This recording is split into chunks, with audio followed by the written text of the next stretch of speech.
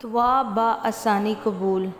हज़रत इमाम अली अलैहिस्सलाम इब्ने अबी तालिब अलैहिस्सलाम ने फरमाया, जब भी तुम्हें दीनी या दुनियावी अमूर में कोई मुश्किल पेश आए तो वुज़ू करो और बारगाह रब्बुल इज़्ज़त में अपने दोनों हाथों को बुलंद करके 7 मरतबा या अल्लाह या अल्लाह या अल्लाह कहो। यकीनन अल्लाह ताला तुम्हारी हाजत व दुआ को मुस्तजाब करेगा।